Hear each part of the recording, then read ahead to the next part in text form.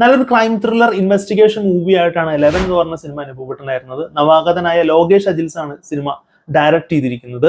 ഒരു serial കില്ലിങ്ങിനെ base ചെയ്തുകൊണ്ടുള്ള അന്വേഷണവും കാര്യങ്ങളൊക്കെ ബേസ് ചെയ്തുകൊണ്ടാണ് സിനിമ മുന്നോട്ട് പോകുന്നത്.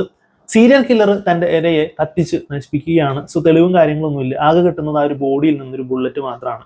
സോ ഇങ്ങനെ നടക്കുന്ന സീരിയൽ കില്ലിങ്ങിന് പിന്നിൽ ആരാണ്, എന്താണ് അതിന്റെ പിന്നിലുള്ള ഉദ്ദേശം തുടങ്ങിയ കാര്യങ്ങൾ കണ്ടെത്താനായിട്ട് അവിടെയുള്ള ഒരു പോലീസ് ഓഫീസർ ശ്രമിക്കുന്നുണ്ട്. ബട്ട് പിന്നീട് ആ ഒരു പോലീസ് ഓഫീസർക്ക് ഒരു ആക്സിഡന്റ് സംഭവിക്കുന്നു.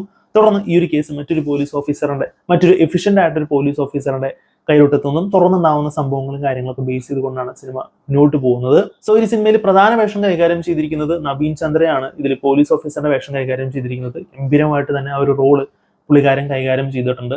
ഈ ഒരു സിനിമയിൽ വരുന്ന ട്വിസ്റ്റ് ആൻഡ് ടേൺസ് ഒക്കെ വളരെ ഇൻട്രസ്റ്റിംഗ് ആയിട്ടാണ് അനുഭവപ്പെട്ടിട്ടുണ്ടായിരുന്നത്. കുറച്ച് ലേയേർഡ് ആയിട്ടുള്ള പരിപാടികളൊക്കെ അവർ പിടിച്ചിരിക്കുന്നു, അടിപൊളിയായിട്ട് തന്നെ വന്നിട്ടുണ്ടായിരുന്നു. ഓൾസോ ഫ്ലാഷ് ബാക്കുകളും കാര്യങ്ങളൊക്കെ വളരെ സോളിഡ് ആയിട്ട് തന്നെയാണ് അനുഭവപ്പെട്ടിട്ടുണ്ടായിരുന്നത്.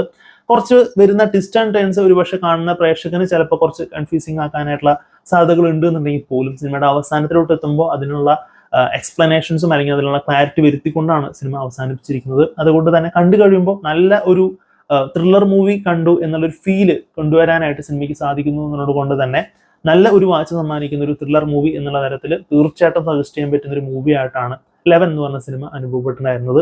ഈ ഒരു സിനിമ ഇപ്പോൾ ആമസോൺ പ്രൈമിൽ അവൈലബിൾ ആണ്. സോ നല്ല ഒരു ത്രില്ലർ മൂവി ആയിട്ടാണ് 11 എന്ന് പറഞ്ഞ സിനിമ അനുഭവപ്പെട്ടിട്ടുണ്ടായിരുന്നത്.